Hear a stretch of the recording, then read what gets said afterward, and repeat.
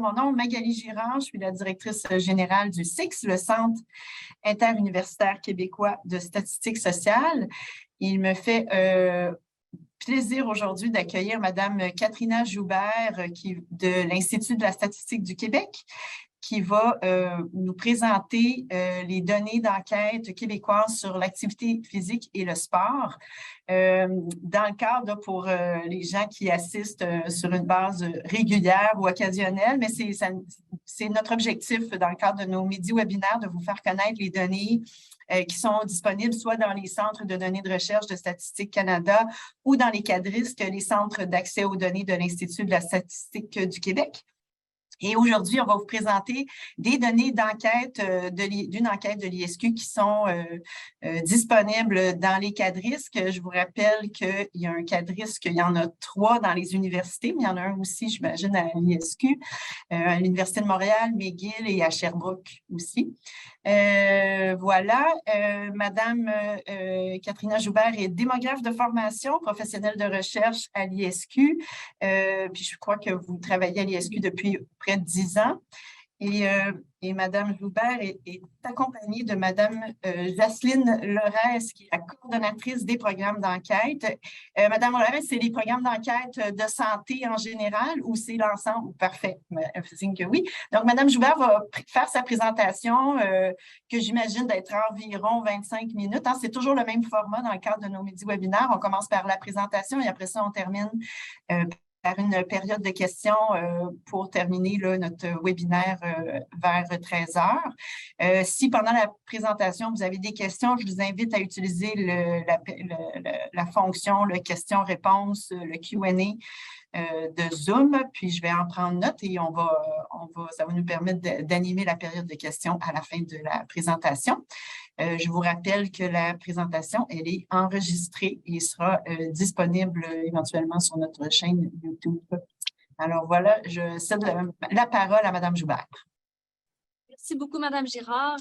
Merci à tous et toutes d'être connectés, branchés ce midi pour parler ou entendre parler de l'enquête québécoise sur l'activité physique et le sport qui a été menée par l'ISQ en 2018 et 2019. Donc, j'ai avec moi Jacqueline Flores, donc la coordonnatrice de l'enquête, qui est là pour m'accompagner et répondre si jamais vous avez des questions plus techniques là, sur le développement de l'enquête. Donc, à la fin de la présentation. Donc, vous voyez mon... voilà. Donc, petit plan de la présentation, je vais parler brièvement là, du contexte du développement de cette enquête-là, quelques objectifs ensuite, plus spécifiques. Je vais aborder la mesure de l'activité physique qui a été prise en compte dans l'ECAPS, l'enquête québécoise sur l'activité physique et le sport. Donc, je vais nommer ECAPS à plusieurs reprises.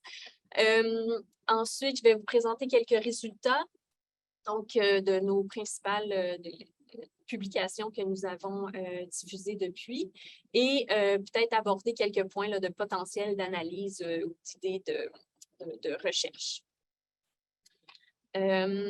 Donc, le développement de l'enquête, il y a eu, comme vous le savez peut-être, le dépôt de la politique sur l'activité physique, le sport et le loisir, qui se nomme Au Québec, on bouge, qui a eu lieu en avril 2017.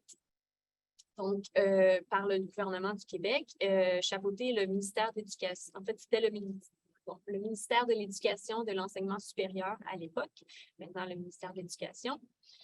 Donc, dans cette politique-là, ils ont nommé quelques défis objectifs que le gouvernement avait. Donc, pour augmenter la pratique régulière spécifique de l'activité physique, sportive et récréative, on va aborder un peu plus loin, là, comme j'ai dit, la mesure de l'activité physique prise en compte dans l'enquête, qui rejoint le défi là, à ce niveau concernant la politique.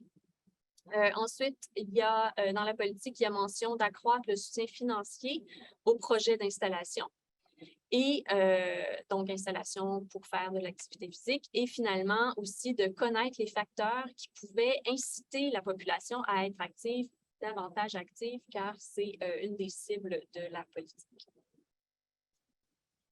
Donc, on revient à l'enquête. Les objectifs, cette enquête-là, donc à portée provinciale, mais également régionale, on va voir un peu plus loin, là, il s'agit des régions administratives du Québec. L'enquête vise la population âgée de 6 ans et plus, ce qui est aussi une nouveauté à la direction des enquêtes de santé, d'avoir la portion là, pour les enfants et les plus jeunes.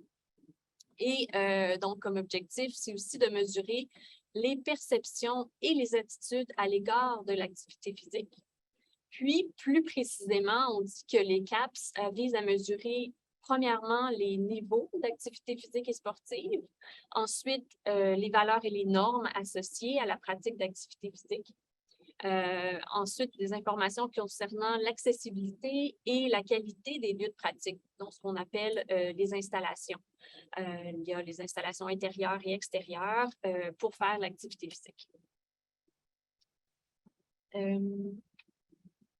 Quelques paramètres de l'enquête. Donc, comme j'ai dit, la population visée est celle de 6 ans et plus. Donc, les personnes vivant en ménage non institutionnel au Québec et étant admissibles au régime de l'assurance maladie du Québec. La base de sondage qui a été utilisée pour l'échantillon a été élaborée à partir du fichier d'inscription des personnes assurées, donc le FIPA de la RAMQ. L'échantillon contient plus de 28 000 personnes. L'échantillon tiré du FIPA. Ça couvre les 17 régions administratives du Québec.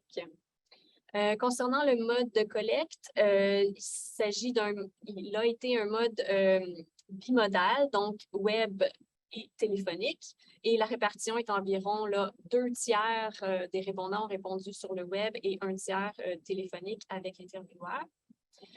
Ensuite, au niveau de la collecte, il y a eu 2 vagues. Une première vague qui a débuté en octobre 2018 et la deuxième a débuté en janvier 2019, mais toutes les deux se sont terminées en mars 2019. Donc, la période de collecte totale est d'octobre à mars 2018 à mars 2019. Ensuite, je peux parler des taux de réponse. Il y a eu 58%, donc le taux de réponse pondéré, et on s'était attendu à un taux de 59%. Donc, on est assez content par rapport au taux de réponse. Je peux vous préciser que le taux de réponse varie selon l'âge, parce que comme vous pouvez voir sur la diapositive, donc, finalement, cette enquête-là, on l'a adaptée selon l'âge du répondant, parce que nous avons 3 grands groupes d'âge, donc les 6 à 11 ans, qu'on appelle les enfants, les 12 à 17 ans qu'on réfère aux jeunes, et ensuite les adultes de 18 ans et plus. Donc, les taux de réponse ont varié selon le groupe d'âge. Il est plus élevé pour les 6 à 11 ans, donc 74 %, les 12-17, c'est 65 % et chez les 18 ans et plus, on tombe à 56 %. Il y a également eu un pré-test pour cette enquête-là qui s'est déroulée à l'été 2018, donc de juillet à août. Et on a rejoint là, plus de 800 individus qui avaient été échantillonnés. Puis 50 % d'entre eux ont finalement répondu. Le pré-test a eu lieu par téléphone seulement. On a évalué plusieurs éléments, entre autres le fait que les jeunes âgés de 12 à 14 ans pouvaient répondre par eux-mêmes au questionnaire. Donc, c'est une des forces de notre enquête. C'est vraiment les jeunes qui ont répondu directement à leur questionnaire 12 à 17 ans. Et bien sûr, en envoyant la lettre d'information aux parents au préalable. Puis ensuite, on a fait des ajustements dans les questionnaires concernant l'utilisation et la perception des installations pour faire l'activité physique. Donc, ce qui m'amène à parler des questionnaires, nous avons un questionnaire, mais adapté en 3 versions selon l'âge du répondant. Donc, vous voyez dans ce petit tableau qui résume, dans le questionnaire, il y a 4 grandes sections.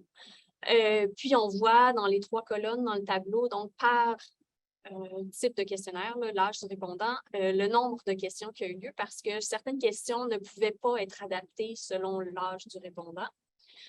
Donc, pour la pratique d'activité physique, donc la mesure de l'activité physique, ils ont pratiquement tous 26 questions. Je vais juste rappeler en fait que pour les enfants de 6 à 11 ans, bien sûr, ce n'est pas eux-mêmes qui ont répondu au questionnaire, mais bien le parent ou la personne qui connaît le mieux l'enfant qui devait remplir le questionnaire en fonction de sa propre perception. Donc, il y a une question par rapport à l'activité physique qui était dans l'intensité. Donc, nous n'avons pas posé cette question-là aux parents responsables parce que c'était trop subjectif. Donc, il y a des petites nuances comme ça de nombre de questions qui ont été posées à certains et pas à d'autres. Pour les opinions, les perceptions, valeurs concernant l'activité physique, même chose. Donc, il y en a beaucoup plus chez les jeunes que chez les enfants et les adultes. Au niveau de l'accessibilité des installations et des services, donc toujours en lien avec l'activité physique, bien sûr, donc le même nombre de questions, puis profil du répondant.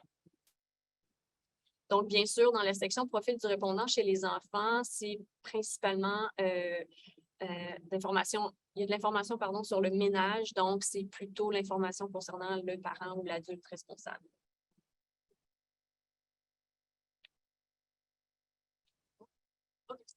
Donc, maintenant, si on parle de la mesure de l'activité physique, donc, il faut se rappeler, dans le fond, que l'activité physique, c'est une habitude de vie qui est relativement difficile à mesurer, et particulièrement dans un questionnaire et dans une enquête populationnelle. Donc, on sait que ça a ses limites. À la direction des enquêtes de santé, donc, on travaille avec les principes de santé publique. Donc, c'est plutôt en termes de santé publique qu'en termes de performance d'activité physique qu'on mesure cette activité-là. Donc, c'est aussi en concertation avec des experts dans le domaine qu'on a utilisé la mesure qui a été aussi utilisée dans d'autres de nos enquêtes qu'on a menées à la direction des enquêtes de santé, dont l'enquête québécoise sur la santé des jeunes secondaires. On voit la référence là, dans la diapositive de 2016-2017, mais cette enquête-là a aussi été mesurée en 2010-2011. Donc, ça fait plus de 12 ans que nous utilisons cette mesure-là chez les enfants et les jeunes, chez les jeunes, et maintenant chez les enfants avec cette enquête. Donc, on sait aussi que l'activité physique globale comprend 4 domaines. Pardon, tout ce que je vous dis n'est pas écrit à l'écran, mais voilà. Donc, 4 grands domaines. Il y a le loisir, le transport, l'activité physique au niveau domestique et celle du travail ou de l'occupation principale. Donc, c'est difficile de mesurer ces 4 domaines-là en questionnaire d'enquête populationnelle. On a pris la lignée depuis 2010, comme j'ai dit, de mesurer simplement le loisir et le transport. C'est aussi en santé publique les domaines dans lesquels il est plus facile d'intervenir pour augmenter la pratique d'activité physique. Et encore une fois, le lien avec la politique qui veulent augmenter la pratique régulière d'activités physiques sportives et récréatives synonymes de loisirs. Donc, finalement, on revient à la diapositive. Le niveau d'activité physique de loisirs mesuré pour les enfants et les jeunes, c'est un indicateur qui est construit à partir de 5 questions qui portent sur les activités pratiquées durant les temps libres, soit à l'intérieur ou à l'extérieur, et qui se rapportent au cours des 12 mois précédant l'enquête. C'est la même façon que ça a été mesuré dans le QSJS, donc l'enquête québécoise sur la santé des jeunes secondaires. Ensuite, particulièrement dans les CAPS, nous avons mesuré la pratique pour les 12 derniers mois. Donc, nous avons introduit une autre question concernant la saisonnalité. Donc, on veut savoir si les gens pratiquent au moins une fois par semaine dans chacune des saisons de l'activité physique de loisir. Et finalement, on leur demande par la suite pour les saisons pour lesquelles ils ont fait une pratique hebdomadaire, donc à quelle fréquence, durée et intensité ils ont fait cette pratique. Donc, pour plus de détails, là, on peut consulter la référence au bas de la diapositive et lire les rapports, bien sûr, de l'enquête. Donc, juste pour vous montrer rapidement, ce graphique, dans le fond, montre les 5 niveaux d'activité physique chez les jeunes, chez les enfants de 6 à 11 ans. Donc, le niveau actif, premier bâtonnet, niveau moyennement actif, le deuxième, ensuite un peu actif, très peu actif, et la pratique occasionnelle ou aucune pratique. Dans le fond, ce qu'on voit majoritairement, c'est du bleu foncé. Ça veut dire que les enfants ont été classés dans ces catégories-là pour 4 saisons. Ensuite, quand on regarde les autres petites couleurs, c'est si les enfants ont été classés dans les catégories en 3 saisons, 2, 1. Donc, on voit que pour la majeure partie des catégories, les enfants, sont actifs dans ces niveaux-là 4 saisons sur les 4. Donc, on n'a pas tenu compte du nombre de saisons. On a considéré qu'il y avait peu de variabilité chez les enfants. On voit qu'il y en a peut-être un peu plus dans la catégorie très peu actif, mais comme c'est une catégorie qui est déjà très peu active, on les a considérés là, tous ensemble. Donc, finalement, on nomme que les enfants sont actifs au moins une saison sur 4 durant l'année. J'espère que c'est clair. Si jamais vous avez des questions, on pourra en parler à la fin. Pour les jeunes, donc 12 à 17 ans, c'est la même mesure, les mêmes niveaux. Puis là, on voit qu'il y a un petit peu plus de variabilité par rapport aux couleurs, chez les très peu actifs encore et un peu chez les moyennement actifs.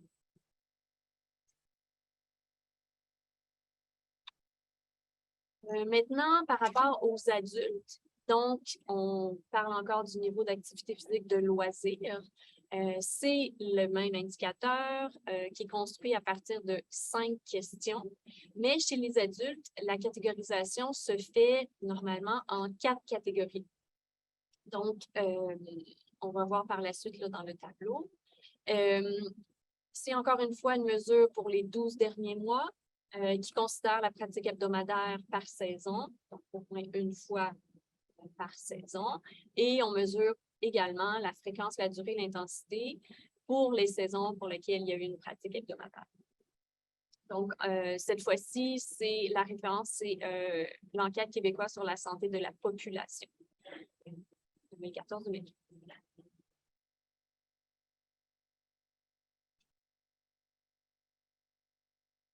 Donc, je vous présente en premier, dans le fond, la répartition des adultes selon leur catégorie de niveau d'activité physique et le nombre de saisons à la gauche.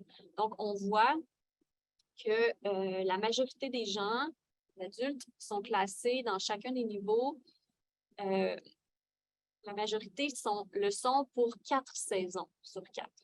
Donc, chez les actifs, on voit c'est 30 qui sont 4 saisons, 5 qui le sont 3 saisons, ainsi de suite. Mais on voit qu'il y a plus de variabilité selon le nombre de saisons. Donc, pour les adultes, on a considéré le nombre de saisons dans l'indicateur. Donc, on a regroupé et donné des qualificatifs à nos nouvelles catégories. Ça, c'est une nouveauté parce que dans l'enquête québécoise sur la santé de la population, le QSP, il n'y avait pas cette question-là sur la saisonnalité. Donc, on a considéré les gens comme étant actifs avec pratique soutenue.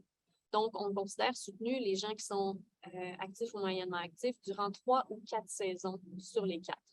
Donc, on dit que c'est près de 50 des adultes qui pratiquent de l'activité physique dans les catégories actifs moyennement actifs durant au moins 3 saisons sur 4. Et ainsi de suite, on a la catégorie un peu actifs avec pratique soutenue, donc ils sont classés un peu actifs 3 ou 4 saisons par année, c'est 15 les actifs, donc actifs moyennement actifs, au moins 3 saisons. Non, pardon, quand c'est moins soutenu, c'est 1 ou 2 saisons. Et ainsi de suite, on voit qu'il y a quand même 23 des adultes qui pratiquent occasionnellement ou ne pratiquent pas du tout. lorsqu'on parle de pratique occasionnelle, c'est qu'ils ont pratiqué de l'activité physique au cours des 12 derniers mois, mais pas de façon hebdomadaire, au moins une des 4 saisons.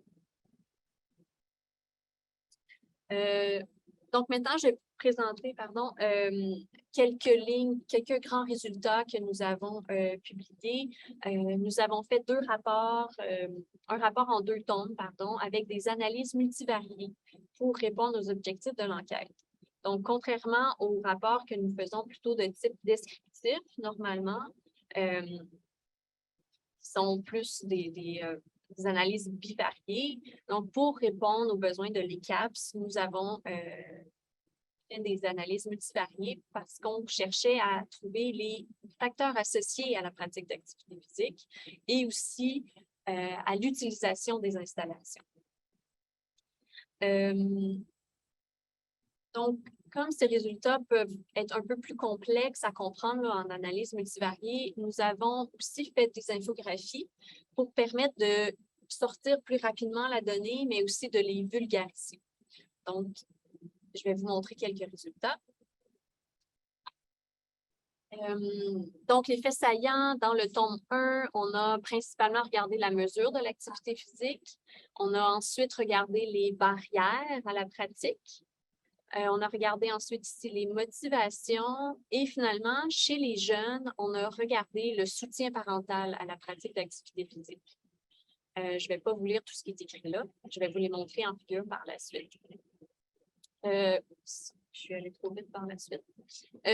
Le tome 2, celui-là, s'intéresse aux facteurs de l'utilisation des installations récréatives et sportives situées dans la municipalité.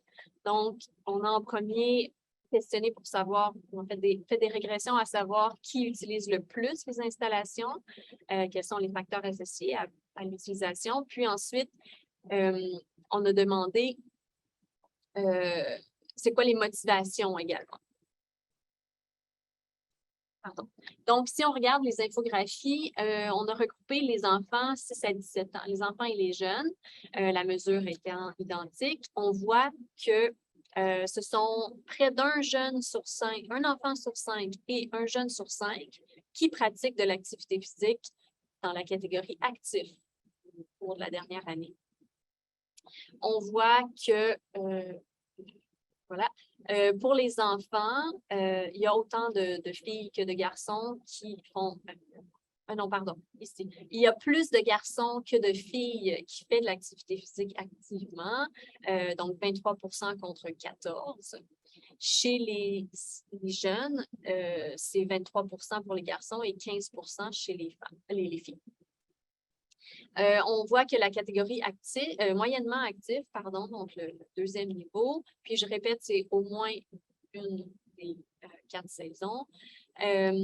Donc, c'est autour de 37% chez les enfants, 36% chez les jeunes. Et on voit chez les enfants, il n'y a pas de différence pour cette catégorie-là. Mais chez les jeunes, donc 12 à 17 ans, il y a des différences, 40% versus 33% pour les filles. Et finalement, ce qu'on regarde aussi, la catégorie en grisé ici, donc 4% des enfants, on dit qu'ils pratiquent de façon occasionnelle ou ne pratiquent pas de l'activité physique au cours des 12 derniers mois. Donc, une bonne nouvelle, nos petits bougent beaucoup. Par contre, quand on arrive chez les jeunes de 12 à 17 ans, donc la proportion est de 13%. Et on voit que la proportion, elle est différente chez les garçons que chez les filles. Donc, un peu plus de filles ne pratiquent pas d'activité physique au cours des 12 derniers mois. Donc, 14% versus 11%. Maintenant, concernant les barrières et les motivations à la pratique d'activité physique, donc, j'essaie de résumer cette information-là pour vous. Donc, dans la colonne en bleu, c'est pour les enfants.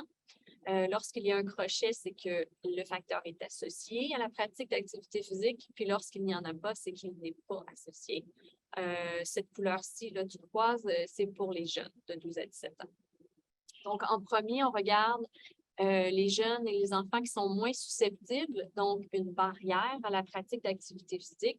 On dit que les jeunes et les enfants sont moins susceptibles d'être actifs lorsqu'ils manquent d'amis avec qui faire de l'activité physique. Ensuite, on voit que le coût est également associé à la pratique. Donc, les enfants seraient moins susceptibles d'être actifs en fonction du coût de l'activité. Et on voit pour les jeunes que la peur de se blesser est une barrière à leur pratique d'activité physique. Au niveau des enfants et des jeunes, au niveau des motivations, donc ce sont les mêmes pour les deux groupes d'âge. Donc, ils sont plus motivés à faire d'activité physique s'ils recherchent des sensations fortes et s'ils peuvent aussi se dépasser ou performer. Finalement, comme j'ai dit au début, on a également mesuré le soutien parental à la pratique pour les enfants et les jeunes, à savoir si les parents peuvent influencer les enfants et les jeunes à faire plus d'activité physique. Donc, on voit qu'ils sont, autant pour les enfants que pour les jeunes, lorsque les parents mettent du matériel à leur disposition, ils sont plus susceptibles d'être actifs. Lorsque les parents font le covoiturage, le transport.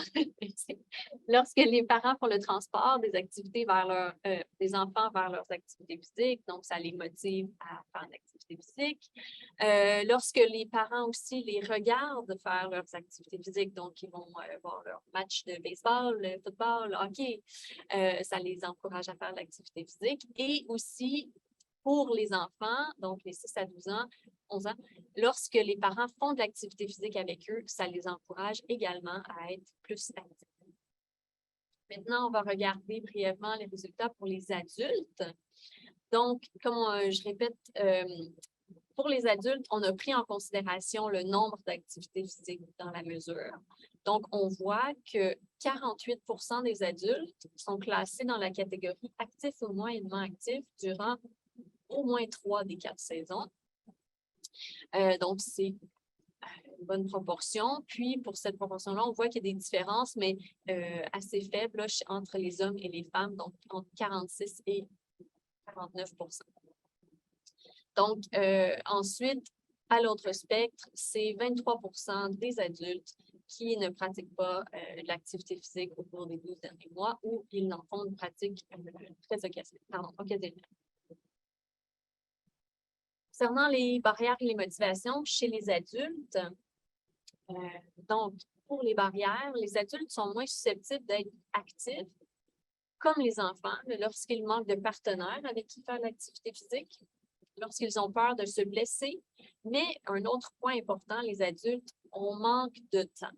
On manque de temps libre pour faire de l'activité physique dans nos temps libres. Donc, voilà une barrière également. Et finalement, dans les motivations, on voit que c'est similaire aussi là, aux enfants et aux jeunes.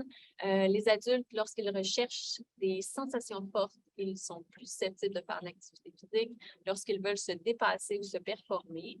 Mais il y a 2 autres motivations, donc celle de se détendre ou évacuer le stress. L'activité physique permet de faire ça chez les adultes, ça les motive, et aussi le désir d'avoir une meilleure condition physique ou une meilleure apparence physique. Une autre bonne motivation pour faire de l'activité physique chez les adultes. En potentiel d'analyse, donc comme Mme Girard nous l'a mentionné au début, le fichier de l'ECAPS 2018-2019 est disponible au CADRISC. Quelques idées à explorer, donc je ne sais pas si je l'ai mentionné. On a aussi donc mesuré on a mis des questions sur le transport actif dans ce questionnaire-ci, mais nous ne l'avons pas exploité dans le cadre des rapports de l'enquête. Il y a également la mesure combinée de, les acronymes, là, activité physique de loisirs et activité physique de transport. Donc, c'est aussi une possibilité de le faire. Comme j'ai mentionné, on a des données pour les enfants de 6 à 11 ans dans cette enquête-ci. Puis aussi, les adolescents qui ont été questionnés directement. Donc, on a leur perception respective. Puis aussi, comme on a vu là, dans un tableau, il y avait finalement un peu de variabilité dans le niveau d'activité physique de loisirs chez les enfants, chez les jeunes, selon la saison. Donc, ça pourrait être une idée d'aller explorer et utiliser la même catégorisation qui a été utilisée pour les adultes. Donc voilà, ce qui met fin à la présentation. Si vous avez des questions, j'attendrai Madame Gérard et je laisse la diapositive. Les questionnaires sont maintenant en ligne sur notre site web à statistiquequebec.ca et aussi j'ai mis les liens directs vers les infographies, mais vous trouvez également les rapports de l'enquête sur ce site. Merci beaucoup, Madame Joubert. C'était vraiment complet comme présentation, vraiment intéressant. J'invite les gens à utiliser la section questions-réponses, la fonction questions-réponses dans le Zoom ou ça peut être le chat aussi. Je ne vois pas de questions pour l'instant, mais j'ai pris quelques notes. Juste vraiment intéressant, puis surtout les idées de possibilités d'analyse à la fin. Je me demandais, l'enquête a eu lieu en 2018-2019, mais est-ce que vous avez comme objectif de répéter cette enquête-là prochainement pour voir un peu une mise à jour finalement de l'évolution de l'activité physique? C'est pas dans les plans pour le moment. On attend. C'est sûr que nous, on travaille avec des mandats confiés. C'est le ministère de l'Éducation qui avait un besoin bien précis dans le cadre de sa politique. Il nous a demandé ça. C'est vraiment axé sur les barrières et l'objectif principal de l'étude, c'était vraiment aller mesurer ça. Ouais. Il a fallu, évidemment, mesurer la pratique d'activité physique pour pouvoir avoir une idée de qui nous mentionnait quelles barrières et quelles motivations et quelle installation ils utilisaient. Mais non, il n'y a pas de mesure prévue. Mais on a d'autres enquêtes dans lesquelles on mesure quand même la pratique d'activité physique, comme disait Katrina, l'enquête québécoise sur la santé de la population et l'enquête chez les jeunes du secondaire qui est sur le point de démarrer sur le terrain. Mais ce que je trouve intéressant de votre enquête, c'est que vous avez adapté les indicateurs selon les groupes d'âge aussi, puis vous avez vraiment, le fait aussi que les enfants aient pu par eux-mêmes répondre aux questions aussi, je trouve ça, qu'on ait leur perception aussi de leur niveau d'activité, puis je trouvais quand même que c'est une chose intéressante, pour ça je me demandais si ça allait être répété, mais effectivement, il y a d'autres façons d'aller chercher l'information sur l'activité physique, mais c'est ça, le montage est intéressant. Puis je me demandais si l'enquête a été développée, c'est ça, à l'ensemble de la province, si des découpages régionaux sont possibles, puis jusqu'à quel niveau granulaire on peut aller, là, parce que vous mentionnez le transport actif, tout ça, si on regarde les régions urbaines, d'autres types de régions, jusqu'à quel point on peut avoir des bonnes données par région ou par, c'est ça, différentes unités géographiques. Donc, l'enquête est à portée régionale, mais les régions administratives. Donc, on a suffisamment de répondants et ils sont pondérés pour représenter vraiment chacune des régions. Donc, il pourrait y avoir effectivement, j'ai peut-être omis de mettre ça dans les possibilités de recherche là, éventuelles, de faire des comparaisons entre les régions urbaines, plus rurales et tout ça.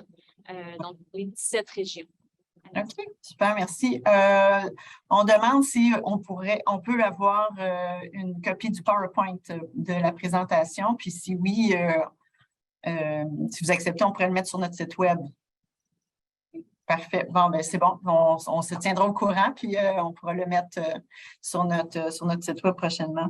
Puis je me demandais aussi, les données sont disponibles dans les quadrisses. Les chercheurs ont accès à quel type de documentation lorsqu'ils veulent, pour les chercheurs qui souhaitent utiliser ces données-là d'enquête? En fait, les chercheurs. Quand les chercheurs ont accès au cahier technique. Oui, s'ils ont accès à la base de données, donc le fichier maître, ils ont accès à tout. Mais je pourrais vous montrer pour l'instant les gens qui sont curieux, qui aimeraient fouiller un peu de la donnée, mais qui est... il faut faire une demande d'accès. C'est clair que... Oui, c'est ça. Il y a des procédures d'accès. C'est ça. En fait, on va avoir une présentation du coordonnateur des cadristes à la fin novembre, justement, pour présenter, puis vous avez publié récemment une trousse de démarrage, je pense que c'est comme ça que vous l'appelez, pour accompagner les chercheurs qui veulent faire des demandes d'accès, soit des demandes de données d'enquête de l'ISQ ou des données administratives, parce qu'on peut aussi, dans les cadristes, accéder aux données de santé et d'éducation. Puis il va y avoir une présentation vraiment sur les demandes d'accès, mais c'était plus, ma question, ça portait vraiment, on vient de vous donner l'accès à cette donnée d'enquête-là. On a quoi comme documentation? Parce que des fois, ça peut poser un défi où il y a une courbe d'apprentissage pour comprendre la structure et tout ça. Fait que j'imagine qu'on a accès au questionnaire, mais à part ça, est-ce qu'il y a d'autres... Donc, dans mon partage d'écran, je pense que vous voyez, là, c'est le site de l'enquête de l'écran. L'écran n'est pas partagé de mon côté. Pas partagé, pardon.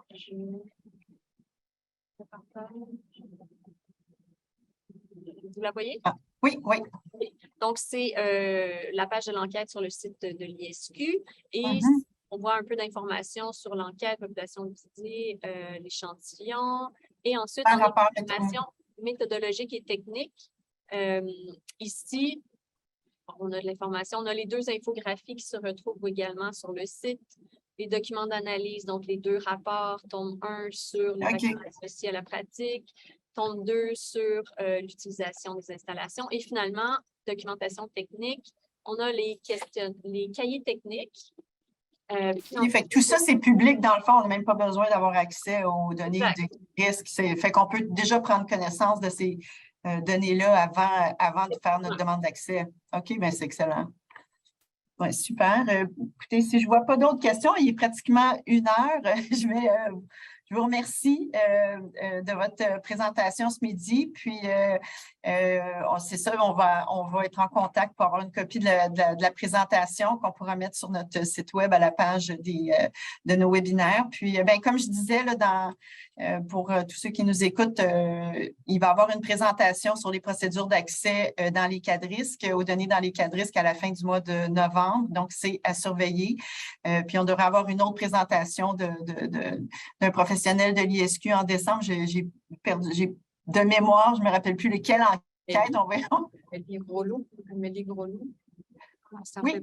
Il y avait Amélie Groslot pour l'ELDEC, je pense. Elle va vous présenter quelque chose.